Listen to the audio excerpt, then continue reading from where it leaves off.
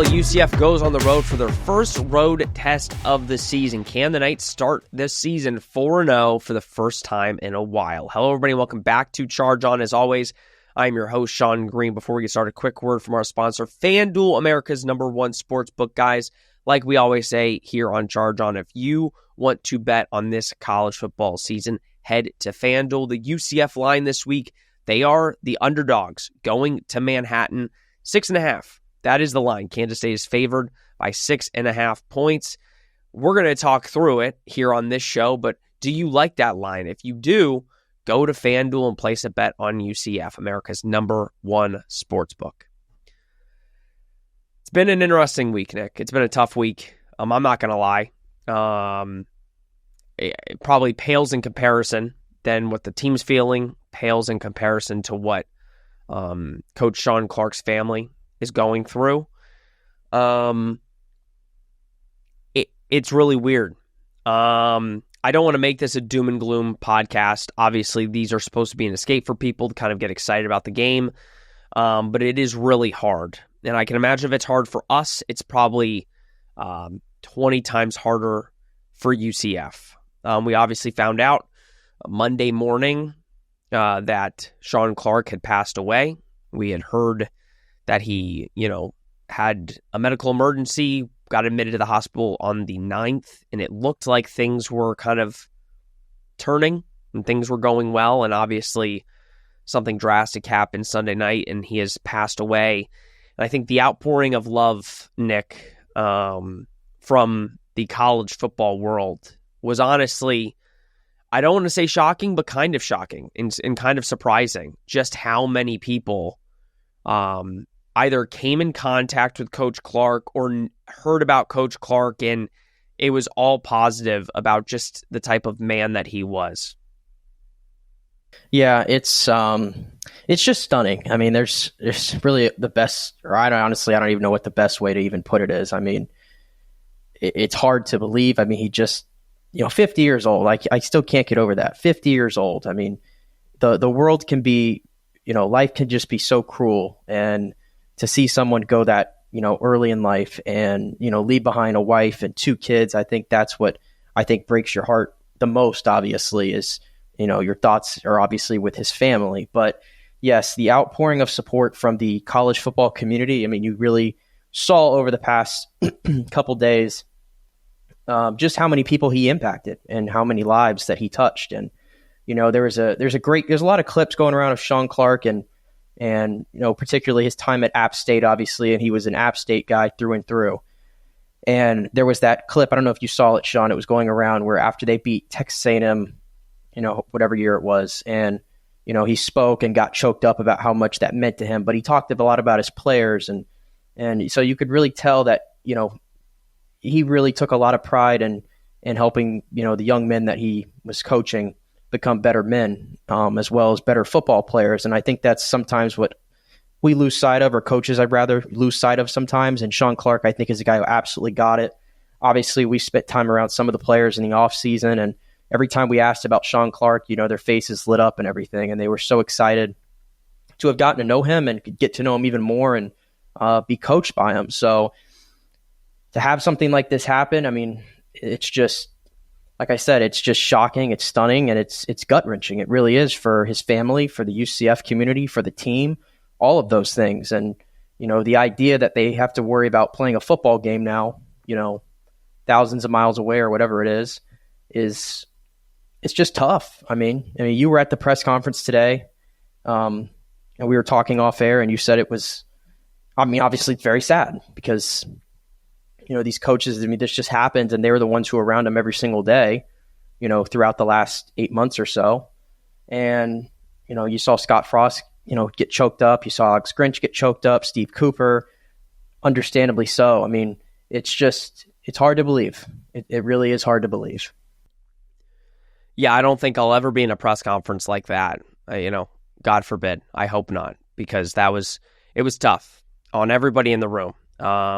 As journalists that were there, it's like, how do you go about it the right way, knowing that there's a football game on Saturday, and obviously there are questions that need to be asked about the football game on Saturday, but also knowing it really pales in comparison. It's like, does the football game really matter compared to a person's life that was taken way too soon? And I think that's where there's a balancing act. And yes, it was extremely difficult.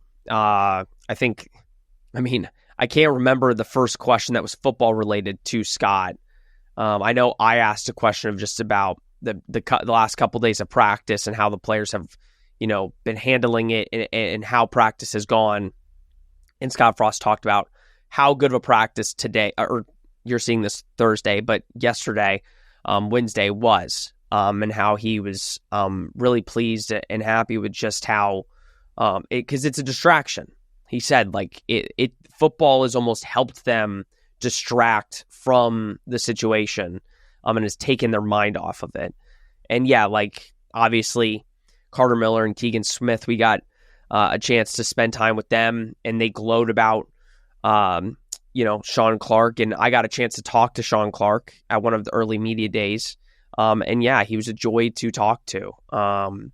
So it's a tough time. Obviously, the App State family as well. The App State community is in a lot of pain. He was, he played at App State, coached at App State as their head coach. I know they're really struggling, and again, just people that knew him. But unfortunately, there is a football game to be played, and we are here to kind of dissect that football game. But at the end of the day, it is very hard to kind of switch the mindset, because as a UCF podcaster, right, and we cover UCF, we do this show every week, I have not been able to get my mind off of it and just how hard that is. So you can imagine for the people that actually knew him well in that building and spent almost every single day with him for the last 9 months, how difficult it must be to take your mind off of it and go play football. But if they can do it on Saturday, we could do it here at Charge On. So we will be donating here at Charge On to the fund. There was a fund that was created when he went to the hospital. So some money made from these couple episodes here at Charge On will be donated to that fund for Shawn Clark's family. And I know Scott Frost did mention that the university, he didn't give specifics, obviously, but it's good to know that Terry Mohajir and the university are going to take care of Coach Clark's family, which as they should. And that kind of just shows you how good a family and atmosphere UCF is to do that, because they certainly didn't need to, but it is the right thing and the human thing to do. And we're glad UCF is doing that. But with that being said, Nick, let's get into the game. It is a big game. I can't remember the last time UCF went 4-0. It's been a minute. I legitimately couldn't tell you. Maybe Josh Heupel? It was the 2018 season, because 2019 was the year they lost to Pitt, I think. So they were about to go 4-0. Heupel's first year. So, yeah. It's been a minute. And if you were to tell me before this season that UCF would have the opportunity to go 4-0, I think we would take it, and we would be kind of shocked, because I think there was a lot of question marks. We knew 2-0 would be kind of, given, right? And then we said North Carolina, you really didn't know, but you knew that was going to be a toss-up game. And I think a lot of us had UCF potentially going 2-1, but ultimately UCF is 3-0, and they have their first real road test against a Kansas State team, Nick, that we said coming in, we were like, there's no way UCF wins this game. That is UCF's first loss. If they are undefeated going into this game, this is their first loss. If they're 2-1, it'll be 2-2. I think there's a chance, Nick, and we're going to go through it all, but it's kind of crazy to think that UCF has a really, really good chance to go beat a Kansas State team on the road that has struggled this season. Yeah, it's absolutely realistic, and I think it says more. I mean, it's not that it says less about UCF and more about Kansas State, but if we're being honest with ourselves, we didn't expect Kansas State to be sitting here at 1-3 coming into this football game, and sort of reeling as a program at the moment. So it's definitely opened the door for UCF to potentially get to 4-0, which is something that I don't think really any of us, like you sort of mentioned, thought was possible. The line going into this one, I think Kansas State's the 6.5 point favorite. Yep. Going in. So I guess that kind of tells you that if the roles were reversed and UCF was playing at home, Kansas State would still probably be like a 3 to 3.5 point favorite. Take that with what you will. But yeah, big opportunity for them to go 4-0 and continue to make their climb up into the Big 12. And this is obviously the first Big 12 conference game of the season. I also thought it was interesting, Shawn. We had a question in the live stream after the North Carolina game about, does UCF get any votes in the AP poll? And I was just like, oh no, they're not getting any votes in the AP poll. And they got 3. they actually got 3. So if you go by the AP poll, they were ranked basically what? 26, 27, 35th? 28, 29, 30. Yeah, 35th. The AP poll has them ranked as the 35th team, best team in the nation after 3 games. So listen, we're gonna continue to find out more about what this team is, how good they are as a football team. But I think at the very least, Shawn, we can at least say year 1 of Scott Frost. And honestly, year 1, this is more honestly year 0. Let's just call it like it is. It's probably more so year 0 because you come in and you have a roster that's completely barren, and then you have to just sort of like scramble to find however many guys you can in the transfer portal. And obviously it turned into 63 new guys. So it's not even quote unquote your guys yet that you're working with. You're just sort of scrambling. So it's year 0, I probably would call it. And the best we can say so far is, well, they are undoubtedly ahead of schedule. And so I think everybody would sign up for that. But again, this is another test to see sort of where they are in the grand scheme of things. Absolutely. And I think you look at week 1, and we were all a little nervous. We're like, oh, we knew it might be bad, but we didn't know it could be this bad. And I think you look from week 1 now to game number 4, and you see the improvements. Now, granted, again, you played North Carolina A&T, but at the end of the day, you played a Power 4 North Carolina team. And you've shown improvements in your offense. Your defense is slightly improved. And I think that's what you want to see. You want to see the gradual improvement. And I agree. We've always said this year is a wash. Like, regardless of what happens, if you could somehow make a bowl game, and that's why it's in the Scott Frost contract that if UCF makes a bowl game this year, he gets an extra year added onto his contract. And I think that's deserved because this team has no business going to a bowl game this year. They shouldn't. But they do. They have a shot. They've got 3 games to get to a bowl game, and you've got 9 games left. I think for a UCF team that, the way they started and now the way they're going into game 4, I think that's a very good possibility. Obviously, when recruiting is a factor, we'll talk about recruiting. I think UCF needs to do better on that front. But again, I think a lot of kids don't know how UCF is yet. And I think that will gradually, if UCF continues to win games this season, I think people will understand, kind of look at the trajectory where maybe they thought, it might take 3-4 years for UCF to kind of get back to where they need to be. This thing might be on the right track in a year. And they have a chance to really do something special if they can start 4-0 in Scott Frost's first year. Let's talk about Kansas State. Chris Kleinman, in my opinion, a top 4, top 3 Big 12 head coach. He's really good. He's one of the top head coaches in college football this season. Don't tell that to Kansas State fans right now. I think, let's be real here. I think most college football programs would kill to have a Chris Kleinman running their program. But I understand Kansas State fans. They are angry. It has not been a good start to the season. Kansas State is 1-3. They went to Ireland, lost a close game to Iowa State, which I think Iowa State's good. I don't think they are as good as their ranking right now, but they lost a close game. Then they came home and they played North Dakota. And let's be real, Nick, a game they should have lost. Luckily, Kansas State did go down the field with about 20 or so seconds left, and they put up a touchdown to take the lead and ultimately win the game. But that was a game that you kind of look at it and you said, Kansas State should have lost that game, and they were at home. Next week, they played Army, and again, they lost at home.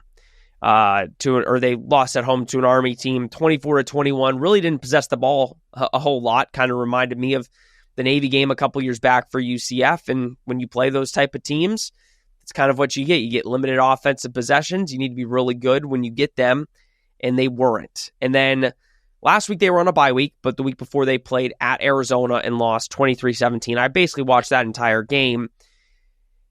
Nick, here's my feeling. And we're going to go through all the players and kind of the stats, but you watch the Kansas State offense.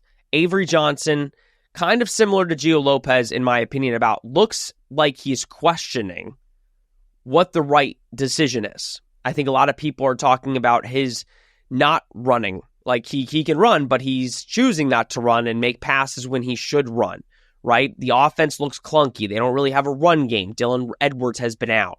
So what have you seen in the defensively? I don't think the defense has been as bad as people have kind of pushed out. Obviously, they allowed 35 to North Dakota, but I think the defense has been somewhat sound for the most part. What have you seen from this version of Kansas State, a team coming into the season that many believed would be vying for a Big 12 title, and looking at them now in dire straits here? Yeah, I mean, obviously I see a team that is completely underperformed across the board. And, we didn't see that coming. I mean, you mentioned they really got away with the North Dakota game, and then, losing to Army. I mean, it's just really shocking stuff. And Army's not that great this year. Right. It's just really shocking stuff for a team that was supposed to compete for, a Big 12 championship. But, that's preseason stuff. Once the games begin, everybody starts from a clean slate and you see what you get. And Kansas State right now is just not a good football team. And you start with Avery Johnson, I think, offensively. I think I tweeted out a couple weeks ago, maybe it was their last game when they were playing Arizona.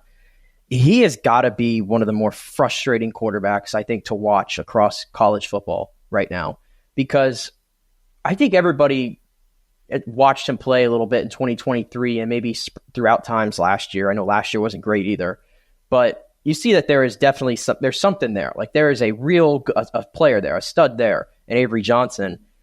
But at this point, it's like you almost are wondering, like, is it ever going to completely be fulfilled, right? You can have all the potential in the world, but unless you do something on the field, I mean, we're just going to be talking about potential with Avery Johnson forever.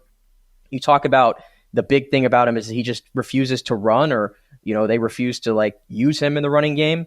Whatever the case is, I think the frustration comes is, you go back to 2023 and when he was a freshman, and a game against Texas Tech, he ran for 90 yards and 5 touchdowns at a Wildcat. And it's like, wow, Kansas State has a real weapon on their hands at the quarterback position, so much so that the way I read it, Will Howard was sort of, given a little bit of a nudge, out the door, and, we're going to go all in on Avery Johnson. And last year, the running numbers were okay. You thought they'd be a little bit better, but this year they've completely cratered. 4 games in, he's only run the ball 25 times for 62 yards. And in general, when I watch him, he just looks like a quarterback who's just completely in his own head right now. And that's a tough thing. I think a lot of it right now with Avery Johnson is mental. I think, this is the 3rd offensive coordinator, I want to say, that they've had since he came to Kansas State. So there's a lot of change going on there and learning new stuff. They've lost a great deal of NFL talent around him over the last couple years. You go back to when he was having a lot of success in the run game. Well, Kansas State was blocking a lot better, in particular Cooper Beebe, who now is, playing for the Dallas Cowboys, and Ben Sinnott, who's over with the Washington Commanders. These guys were forces in the run game for Kansas State before, and it helped them a lot. They're not here anymore. They haven't been able to sort of replenish that talent, I don't think, around them. And you look at it this year, it's not just Avery Johnson. I think it goes to their entire running game as a whole, because I think this is the kind of team they want to be as a run-first football team. This is an interesting stat. They have run for no gain or had a loss on 22 of their 98 attempts this season. It's an astounding stat. And they rank dead last in the Big 12 in total rushing yards. And that's trailing 6 teams, by the way, that have only played 3 games this season. They've obviously played a 4th. So they just have not been able to get it going. Dylan Edwards has been in and out of the lineup when he's been in there. They haven't been able to get him going. When they've gone to Joe Jackson or Devon Rice, their other running backs, they haven't had much success either. So, there's just a lot of things going wrong with Kansas State's offense right now, and I think it starts with their ineffectiveness in the run game. Yeah, I want to kind of touch on Avery Johnson a little bit more, because I think Avery Johnson is the quarterback that people look at and they're like, he has all the potential in the world. And you're just waiting for him to take that next step. And I think last year, everybody just assumed Avery Johnson's going to be a Heisman contender. Avery Johnson's going to be that dude in the Big 12, and he's going to make Kansas State very hard to beat. And you go back last year and the games that they lost, he was awful. And he was the reason they lost a lot of those games. And you look at it and you say, okay, they had a rough year last year. It was still a really good year with everything going on. They had a really good year last year. And you look at this year, like they're going to take that next step. Avery Johnson's going to take that next step. And it's probably the worst he's played. You kind of mentioned his rushing yards, 62 yards on 25 carries. He's thrown for 851 yards, 6 touchdowns, and 1 interception, which I will say this. Avery Johnson has played bad. But last year he threw 10 picks. He's through 4 games right now, and this is now game number 5, and he's only thrown 1 interception. So I think you can look at that as, hey, he's not putting the ball in as much danger as he did last year, but at the same time, the production is not as good. Now, he is throwing the ball. It's crazy. This is the highest completion percentage of his career, though it's still not great. It's 60%. He's really a under 60% thrower of the football. He's not as accurate as people want him to be, and that's kind of the downgrade of Avery Johnson. Now, can a bye week? This is the thing with bye weeks, Nick. Usually, we assume bye weeks are going to help teams, right? You look at teams, you say, they get a break, they can kind of look at themselves in the mirror and say, what's going on? And I think with Avery Johnson, I think I'm kind of under the circumstance, if you're just a bad team, I don't think a bye week can do much for you. It can give you a little boost of like being able to kind of see your flaws. But if you look like a team like Oklahoma State, had a bye week, came out, lost to Tulsa, now Mike Gundy's fired. So do I think Kansas State is comparable to Oklahoma State? No, this is a much better football team, obviously. But I do think for a quarterback like Avery Johnson and for this offense, Nick, they can kind of take this last week and say, okay, how do we get Avery Johnson? Hey, you're not running when you should be. Here's the moments you should run and not throw the ball, and kind of get him out of his own head. Can a bye week kind of help that for Kansas State? I mean, it certainly could, and it sounds like from what I've been reading, they've had a lot of self-reflection over these last 2 weeks, and because I was reading something out of the Wichita Eagle yesterday. I pulled it up right here, actually, so I get it completely right.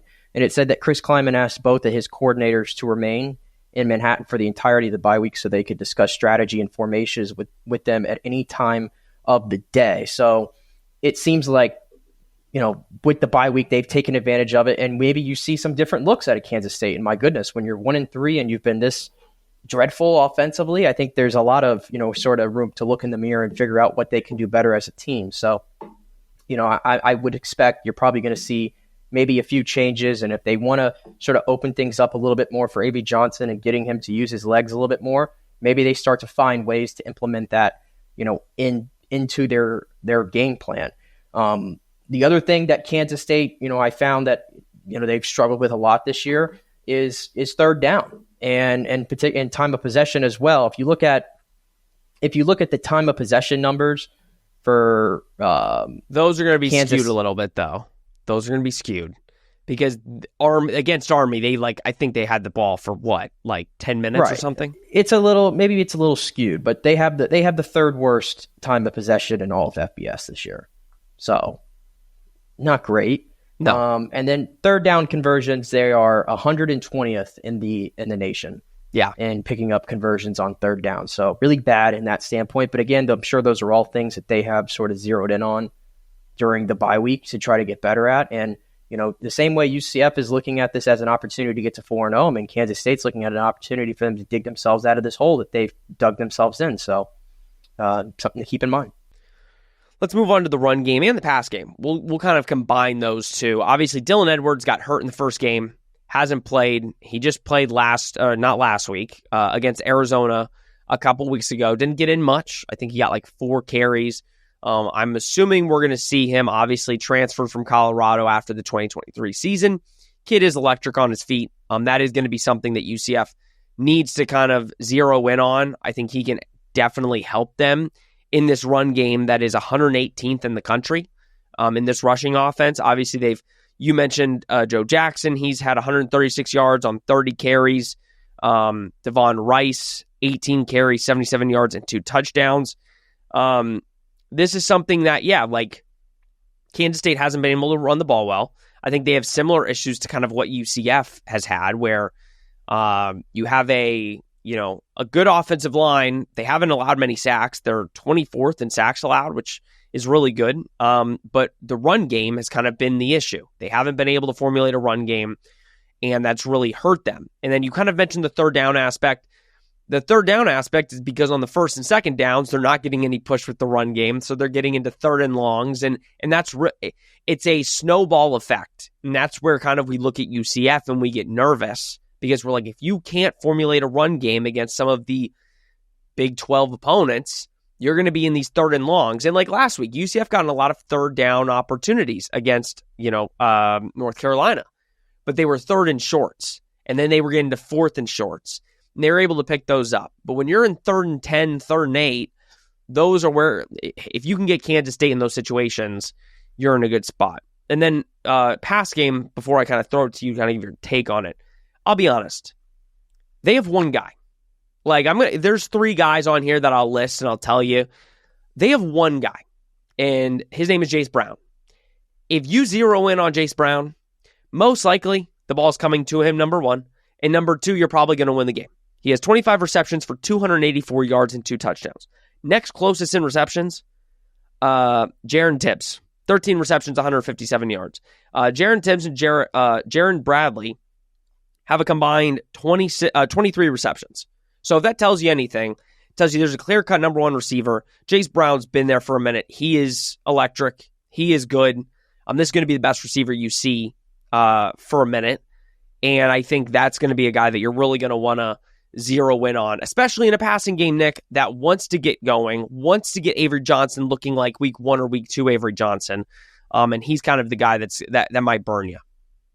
Yeah, I mean, I think it's still important to note, like, as the room as a whole is definitely going to be the best that UCF has faced, period, at all this season. I think even, Jace Brown and even including some of the other guys too, but it's hard not to just sort of zero in on Jace Brown and his impact as a football player. I think he's one of the better receivers in the conference. I think he's a guy who could see him getting NFL looks for sure. And if you look at the last game they played against Arizona, they were down 17-3.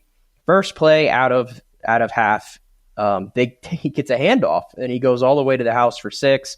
The following drive, he ends up making another big play to get them back into it. So it just seems like every time they need to make a play, anytime they need to find a spark on offense, they're dialing up something to Jace Brown, and more often than not, he makes those plays because he's that caliber of a player. So he's definitely the guy that you want to lock in on, zero in on, and I'm sure Alex Grinch is going to have a plan for that. But I think you have to accept that there's going to be a moment or two in that game at least that Jace Brown is just going to beat you, and you're just going to be like, well, I mean, what are you going to do about it? I think that's very likely to probably happen.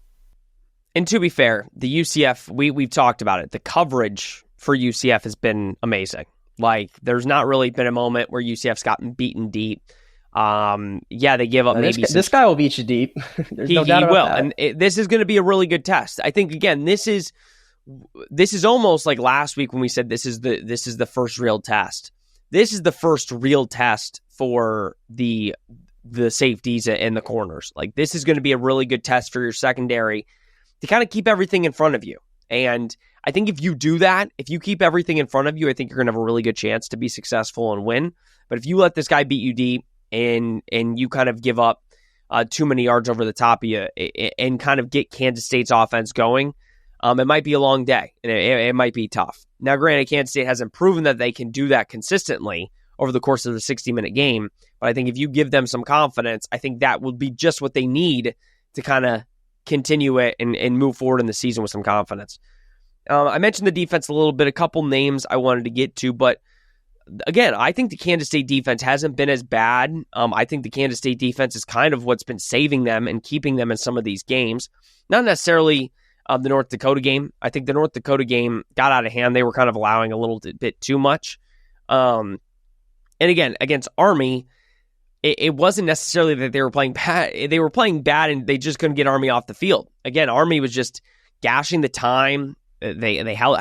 You talked about the time possession. Army had the ball for a long period of time, and as we know, when the defense is out for that long, it kind of it forces them to do or burn a lot of energy. But I've got a couple of guys written down, but I'm sure you'll mention them. Kind of talk about the Kansas State defense a little bit and what they bring to the table. Yeah, I think it starts right in the middle of the defense with Austin Romaine, the linebacker. He's a player, or coming into the season, he was thought of as one of the best all-around linebackers in the entire country. And this year, right now, he's top 5 in the Big 12 in tackles. He's a guy that is just very steady in the middle of the field. Another guy, too, in the secondary, Zayshawn Rich, he leads the Big 12 with 5 pass breakups this year. As a team, they have figured out a way to get 4 fumble recoveries, so they're finding a way to get turnovers and stuff like that. So this is definitely, if you're comparing both units, which one you have more confidence in. I think defensively you do, but I think even they would tell you that they expected better from that unit as well. It's not like they're a perfect science. They're not a perfect science or they're not a perfect operation. Goodness gracious, I can't find the word sometimes, but I think you know what I mean there. Their leading sack guy, I was dreading saying this name because I'm going to butcher it, just like I butchered. I can try to North say Carolina name last week. I have it written down. Maybe I'll let you say it. Toby Asusanmi. Toby Asusanmi. See, I'm going to go with that. If that's not it, I will take any bullets that come my way because I'm just terrible with names. But he's their leading sack guy, So they found a way to get. They have 9 sacks this season, so they've been able to get some pressure to the quarterback as well. So definitely a unit. I think again, probably by far the best unit that UCF is going to face at this point in the season. Absolutely. Another guy I want to mention that's kind of turned it on the last couple weeks is linebacker Desmond Powell. He's really, if you put on the tape for the last Purnell, that's what I meant. I'm still thinking of Toby in the pronunciation. But if you turn on the tape, he's really popped the last 2 weeks. Kind of had a slow start to the year, the first couple games. The last 2 weeks, he's had 21 tackles, 1 fumble recovery, and 2 pass defenses or deflections. So I think if you're UCF, again, the 2 linebackers, Austin Romaine for sure. He is kind of the leader of this defense this year. But the 2 linebackers there are going to be something that UCF really needs to key in on. But no, the defense is much better than the offense. I think if you're UCF, again, I think the way you want to win is, and I know Kansas State knows this, you need to watch the Army game and you need to watch the Arizona game. The last couple games, you need to possess the football. If you leave Kansas State's offense on the bench for a long period of time, they get out of sorts when they get in the game. Like, that's just how it is. They really are one of the most 3-and-out teams when you get them on the field after a long period of time. So I think if you're UCF, that is something you're watching. But if you're Kansas State, you know that is one of your negative points. So that's kind of where the bye week helps. Now, UCF had a bye week before North Carolina. That clearly helped them. So how much does that kind of also seep into Kansas State? Yeah, and also keep in mind, in 3 of the 4 games they've played, they've gone into halftime, trailing. So it doesn't help, obviously, when you're sort of chasing the football game. And Kansas State has had, to do a lot of that this season. And, all these games, it's like you can play the game of, well, you flip a play here, you flip a play there. It could be different. And, that is true. They always say that football really comes down to a handful of plays throughout 60 minutes that decide the outcome ultimately. But it's not like they're getting blown out in these football games, right? Every game they've lost has been by 1 score. So you could make the argument that if you flip a few plays there, you flip a few plays there, it could be different. But that hasn't happened yet. It hasn't happened yet for Kansas State, and these are games they won last year. I think they were 4-2 last year in 1-score games, and clearly this year they're 1-3, which is what their record is. So that's something interesting, though, because Kansas State has sort of adjusted to life playing in close football games. In a way, can you make an argument like you wish UCF would have taken care of business in a better fashion against Jacksonville State, but now you're facing a team on the road in a tough environment, playing at 11 a.m., by the way, local time. And at least you got some sort of experience as a group playing in a close football game, and we saw how UCF reacted to that, right? It's so, at least you got that going for you. UCF has sort of played in, like, I would call 3 different style of football games so far, but Kansas State has been locked into these highly contested battles for the entire way. So, we'll see if their fortune flips on Saturday, because I have a feeling, and we'll get the game picks here in a little bit, but I have a feeling it's going to be pretty close. Yeah, if there's anything about Big 12 games and games with Kansas State specifically, it's the games are going to be close. Kansas State has not, their loss against Arizona was by 6, but they've been in one-score games, all 4 games of their season. And, you can make the argument, and again, it's easy to do this, but one play here or there in all of those games, and they're 4-0. They've just struggled a little bit too much to be rewarded that. So I think, UCF has a big challenge. This is really the first big challenge. Obviously, North Carolina was the first big test, but this is the first big challenge. Is going on the road and playing a Kansas State team that, yes, is struggling, but is desperate. And teams that are desperate usually come out and play good. You kind of look at UCF going to Oklahoma a couple years ago, and they were desperate, and they played their best game of the season. You look at a desperate UCF team going to play Iowa State on the road, and look what happened. I think when you play a desperate team, teams usually play above their weight. And I don't think Kansas State is a really good football team, but they've got enough players that if they have a good game, you're going to be in trouble if you're not having your best day. So let's get to it. Let's get to game picks. I'll let Nick go first. Obviously, Nick, the spread is 6.5 on FanDuel. Obviously, FanDuel, America's #1 sportsbook. Use it. Kansas State is favored by 6.5. The over-under is 49.5 for this one. Over-under 49.5. So what would be your prediction? Yeah, I got to be honest. My initial feeling on this was I was going to pick Kansas State to win in a close one. Sort of like, backed into a corner mentality as a football team, bye week, all the stuff, potentially getting some new wrinkles. Especially offensively for this one for them. And you mentioned they're desperate, and a desperate team can be dangerous sometimes. UCF having to go out on the road for the first time this season. Pretty good environment over there in Manhattan. Early kickoff. I was originally on the Kansas State train. I've decided F it. I'm gonna pick UCF to win the game. Maybe I've talked myself out of it. It can go either way. But I'm going to go UCF, but I think it is going to be a nail biter. So everybody grab your blood or your blood pressure pills for this one, I think. So 23-21 UCF wins. A very, very tight one. All transparency, we don't give our picks before. It was the first time that Nick, this season at least, has been like, I'm just letting you know, I'm probably picking Kansas State. And I said, well, let's just wait till the end of the podcast and we'll see what happens. This always happens. I did this a lot last year where at some point last year I completely gave up hope. But there's been a lot of times where I go in. Enough. Let's be real. Yeah, it was early enough. There's a lot of times though where I go in and I'm like, all right, I'm picking the other team to win and it's going to be what it be. But I don't know if I talked myself out of this or what, or I don't know. UCF 23-21. Let me go on my little spiel. Obviously, there's a couple team rankings, and I'm not going to go and do the thing I did last week because that was just a little too ridiculous. But there are a couple things that I do want to emphasize. UCF in passing defense is 5th in the country. I think UCF posted a thing that they were 2nd in the country. I looked on, the site I look on, and they're 5th in the country. 2nd in red zone defense. Red zone defense. Red zone defense, they're 4th. 4th. Close enough. They posted, I think, 2nd. I'm gonna need the stat sites to get there some uniformity here. Maybe they're tied for 2nd, but in the thing that they're 4th, but they're tied for 2nd. So I think the passing defense is going to come in massive here. And I think when you look at kind of what UCF has been able to face, the coverage has been really, really good. And I think this is going to be your biggest test to date. I think if you can stop Avery Johnson from throwing the football, which let's be real here, he's not that accurate of a quarterback, but if you give him the confidence to throw, I think you could be in trouble, especially with a team that has not run the football well. If you can somehow take the run away and then play how you've been playing in that back end, I think you have a good chance.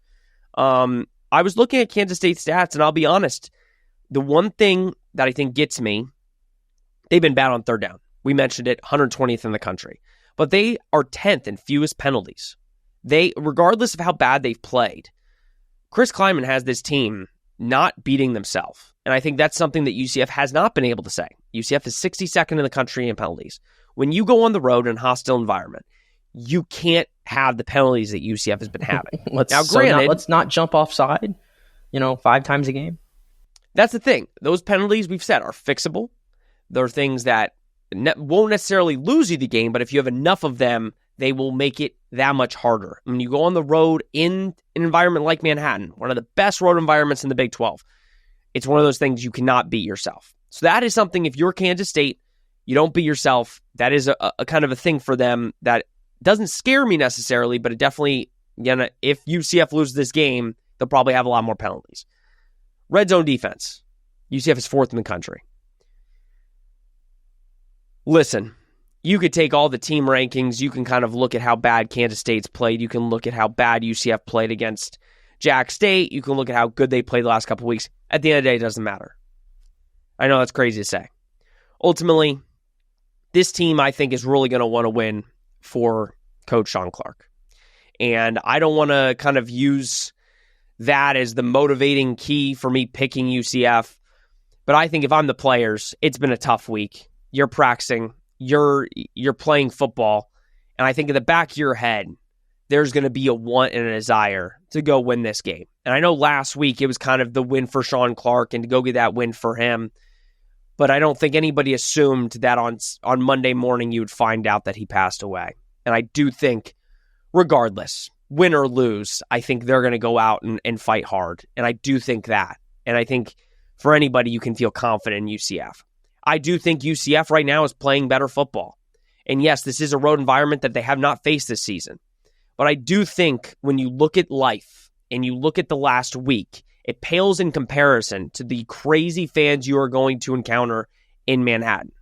And I think UCF's going to come in. They're going to bond together. That's something that Scott Frost has said that they've done. And they're really kind of bonding together as a team. And I think they're going to go on the road and they're going to beat Kansas State. I genuinely do. Now, granted, it would not shock me, like I said last week, if Kansas State pulls this one off. They're at home. They should win this game. They're coming off of a bye week. Everything points to Kansas State winning this game. But I do think UCF is going to have that extra motivation, and they're playing good football right now. And I'm going to go UCF. Actually, a little bit more surprising. I'm going to go UCF 31, Kansas State 21. I think this is a 10. I think this is a 10-point game. I think UCF. I don't want to say dominates. I think they win it late. But if I know what Scott Frost might do, I think he's going to try and control this clock, keep this ball away from Kansas State.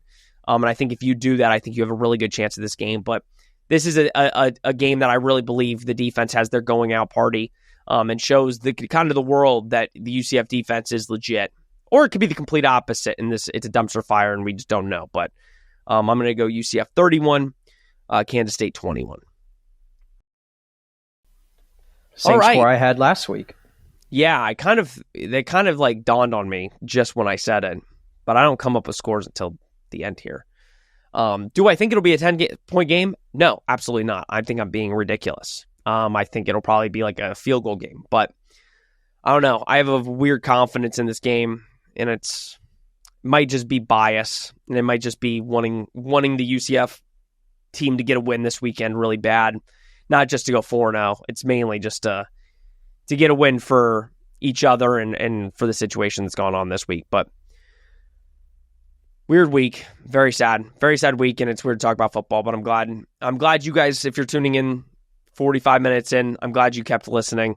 And I hope this kind of, brightened up your day a little bit before a hopefully really good early morning. But Nick, any final thoughts before we close this one out?